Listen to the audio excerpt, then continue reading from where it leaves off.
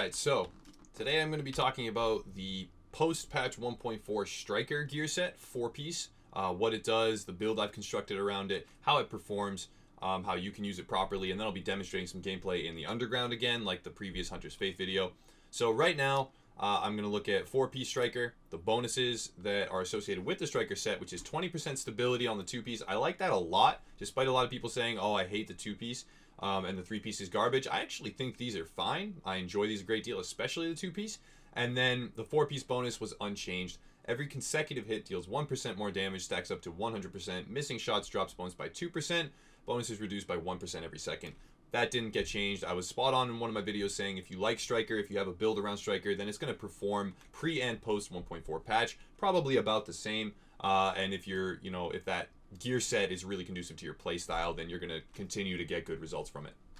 So I'm going to talk about all my gear set pieces, all my high ends, my guns, my character, my character sheet, my skills, my talents, etc. And then I'll go into some underground gameplay on a hard mode mission. I'm sure that some people can do challenging by themselves, but I'm new to PC. I can't do that, so I'll be demonstrating on hard and showing that you can get the best possible loot in the game and better rewards from underground than ever before.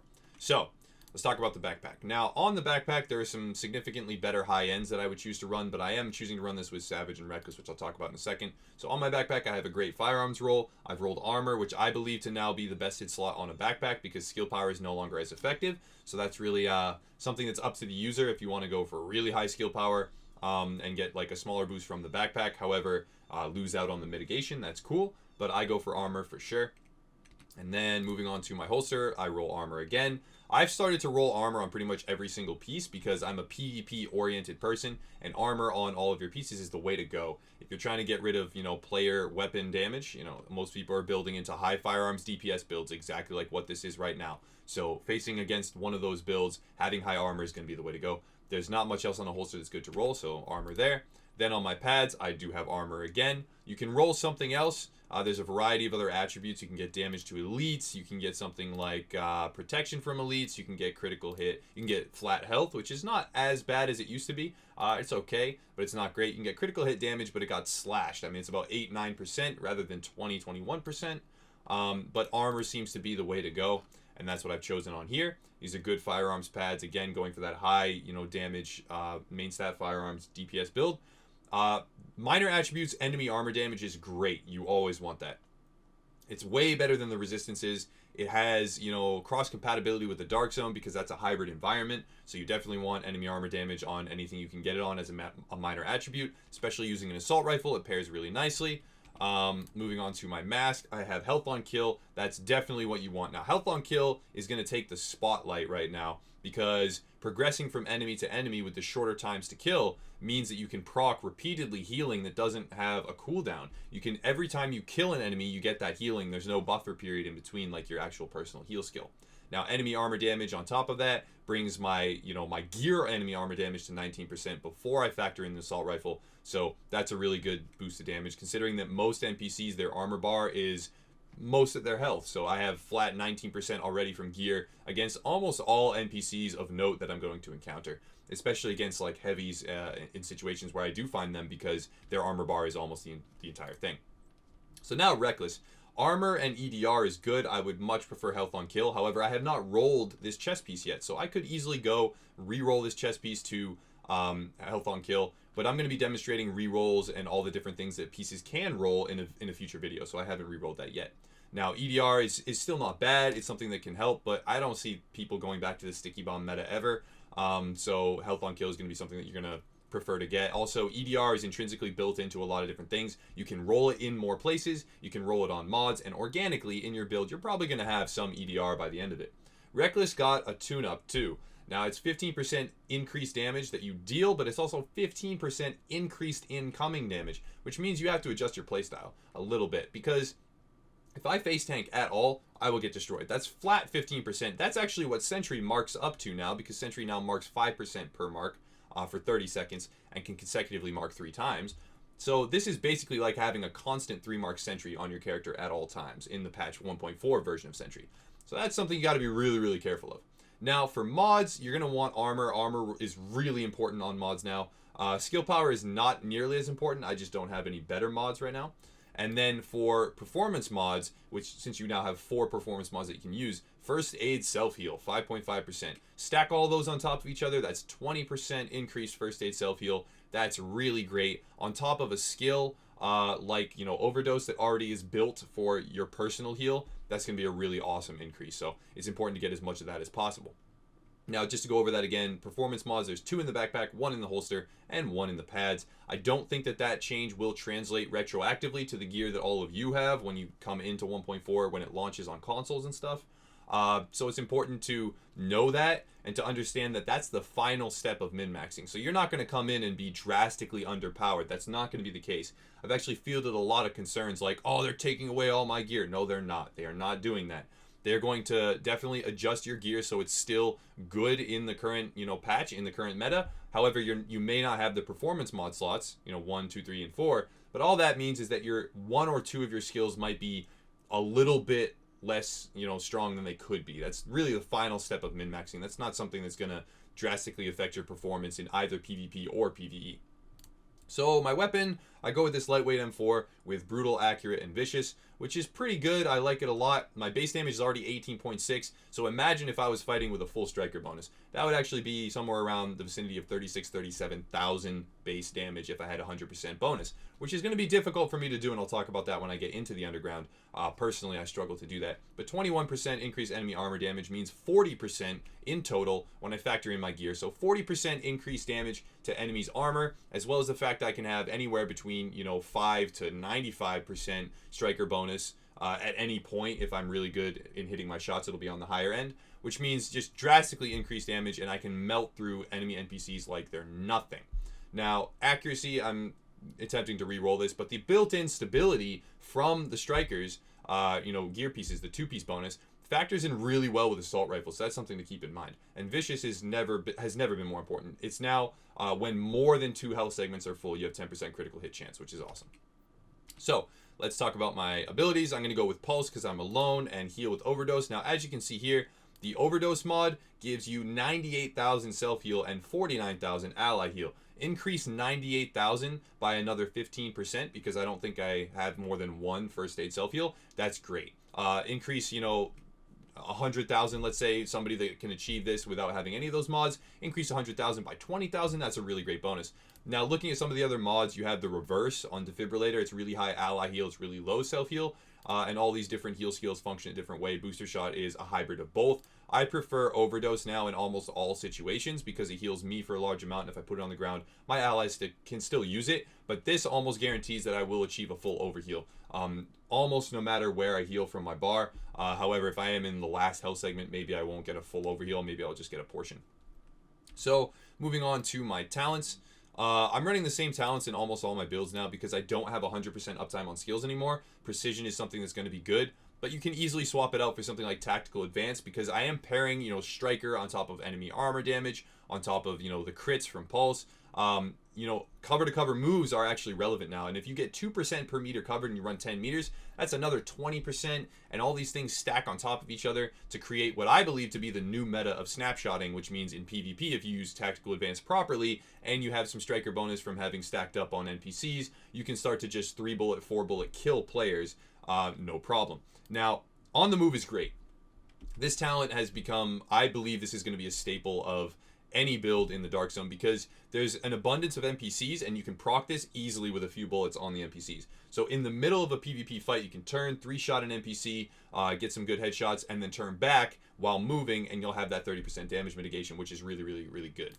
Now, one is none. There's been a kind of a debate going on between me and some other, content creators. I don't think it's that bad. I think that if you land the headshots, it's good. I can't land that many headshots, so for me, it might not even be the best choice. But I do understand that it does feel like less than 50%. Now, I don't know if that was changed or not. It does feel like it jams less. I don't know if that's 100% fixed, but I know it feels like it jams less. And also, it feels like it procs enough, but some people feel that they aren't getting the use out of it, that it's not helping and it's not performing for them, so that's fine. You can definitely swap that out for something else. And then Strike Back, 20%. I think this is a staple in all my builds now because, again, with non-100% uptime, because triage spam has been fixed, active skill cooldowns reduced by 20% when low health is reached. It's going to help you stay alive. You can use triage if you're in a group. You can use adrenaline if you want to, keep proccing vicious and stay in an overheal. You can use combat medic if you're in a group as well. Again, tactical advance. You can use something like tech support to extend your active skills. That works properly now. That's not nearly as buggy as it used to be, to my knowledge. So that's really cool. And there's a variety of other things you can mix and match because a lot of these are more relevant now. I'm going to go into my character sheet and just mouse over some of my stats. Critical hit chance 25%. Critical hit damage. Now, most of this right here is achieved with my gun talents and my gun modifications. On my scope, I have like 7% critical hit chance. That's a great one to get. On, I think it's my gun barrel, I have like 2.5%. I have a couple others with 2.5%. And then I have vicious on my gun, as well as 5.5% on my gloves. And then I have the savage talent. So this is actually something more like 35%. And then on top of that, I'll have pulse. So I cannot meet crit chance cap, but I can get close. And that's really cool.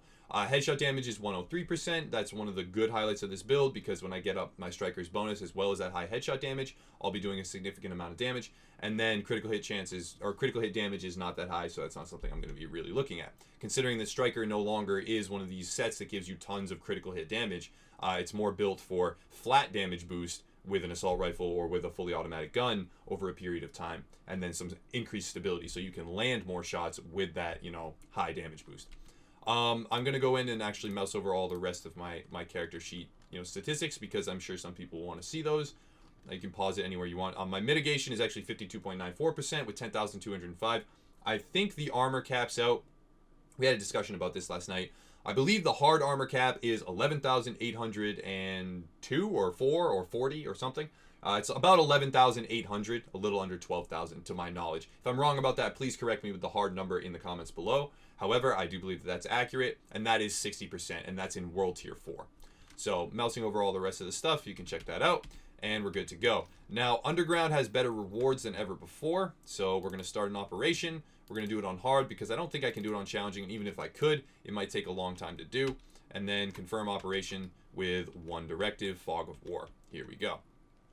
So let's go down. You actually get 32 Phoenix credits for doing an operation with one directive, which means I can't wait to see what you get from doing 4 or 5 directives. I think that's going to be fantastic. That gives me a reason to grind the Underground. It gives me a reason to get to that max level where I can run, challenging with 5 directives and get just, oodles of loot, which hopefully is going to be the case. I don't know yet. I haven't seen it. I don't know anyone that's farmed up to Underground rank 35 or whatever it is yet. But I'm really looking forward to seeing. So let's go through. I can demonstrate Striker. Now, the main problem that I have with Striker is not that the set doesn't perform well. It's that specifically right now, for me, the set is hard to stack. I can go in here and I can fight these guys, but I kill them a little bit too quickly for me to get the Striker stacks. And I'm always too slow to let off the trigger button. And then, my aim's not that great, but there we go. I stacked a couple. But they die so quickly, even on challenging, even with the elite enemies with more armor and more health, or just with more armor, they die so quickly I can't maintain Striker stack bonuses.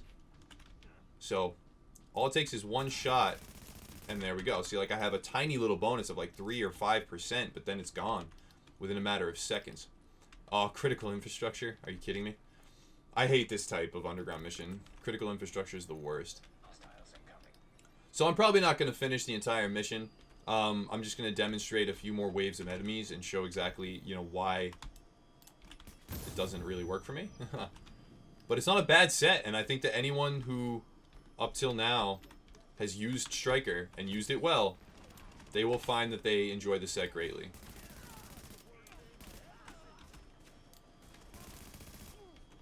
I can slowly stack it, but I have to be very meticulous when I am. I have to be very, very careful to stack properly. Otherwise, not going to work.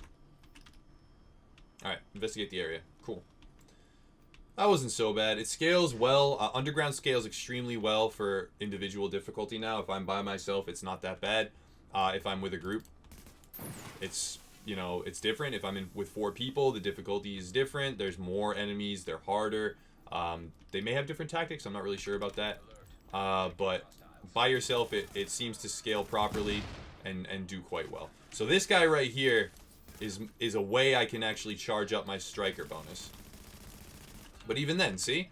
He's already gone.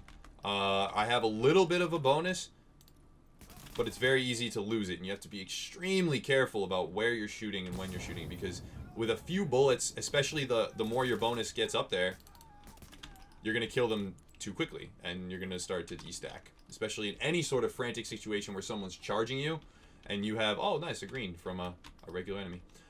Any sort of situation where an enemy is charging you and you're hip firing, you can't stack striker. Doesn't work. Unless you're extremely good at your hip fire, but I'm not nearly that good, so that's something where it's not going to be, you know, fruitful for me to partake of that.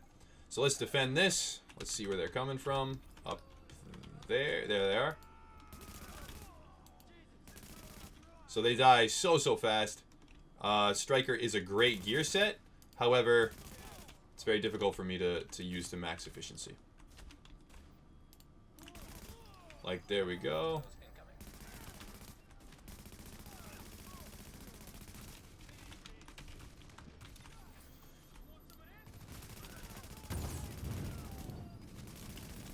Alright, got some of a bonus. And once you do even have a marginal bonus, you kill things super quickly, which is really nice. Boom. You could probably get some good results from using an SASG with Striker as well. I do have a pre-1.4 build where I use an SASG with maxed out accuracy to shoot from across the room and stack up to 100% extremely fast. That build may still function. I don't have the parts to complete it right now. I don't have the parts to show you that. However, it would probably be just as effective, if not more so, because now percent weapon damage bonus increases are even better than they were in 1.3. Because there's fewer of them, and because when they're procced correctly, wow, that's a graphical glitch. And because when they're procced correctly, they can actually allow for you to do some of the high damage, you know, low time to kill 1 or 2 shots that you're used to from 1.3, except it's going to take a lot more skill to pull those off now. I know that WIDS actually had a one-shot sniper build and then possibly a one-shot shotgun build, but it looks like it's going to take a lot more coordination and perfection, really, to get that one-shot off. It's not going to be like anyone can slap together a one-shot build and then go into the dark zone and make it work with aim assist. It's going to be much more difficult to do, especially on PC, but also on console. I think that all the different, you know, gear sets and all those different changes are going to make it so that we're not worried about one-shots anymore. Let's see what the chest gives, if there is a chest in here. Let's lockpick and see what we can find. Got blue graffiti on the chest. Just a vest. Alright, that's unfortunate. What's that vest got in it? Forceful. Increase armor by 15% while the signature skill is active. Alright, that goes right towards one of the Juggernaut builds that I'm trying to perfect, so I'm looking forward to that. I keep getting shocked here. There's probably something I can shoot or turn off or something. But those traps aren't actually relevant. If those were in the rooms with the enemies, it might be a little bit more difficult. But, you know, they're not, so you don't have to worry about running into that while a shotgunner's on you. Because they're only in the hallways. Let's go downstairs. Okay.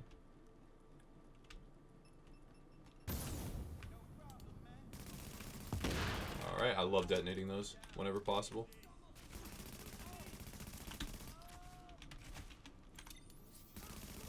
Alright, so I think that's enough demonstration. You guys can see exactly how Striker works. You can see what happens when you use it, the way you have to be in order to stack, and once you do stack, you can see the increased damage. Imagine if I was at 100% stacks. That would just be so insanely powerful. You would be able to shred. Now, you are squishy in this build. 212 is not that much. Character sheet health is 99,000. That's not that much. I would greatly prefer to have 50,000 more health. However, I don't, but when used properly, the set can be really awesome. So that's going to wrap it up for my review of the Striker 4-piece in the PTS. You know, what I'm using it with, how I kind of picture this set being used, and hopefully you guys got some good information. So, as always, thank you for watching. Check out the links below if you want to support the channel in any way, and have a nice night.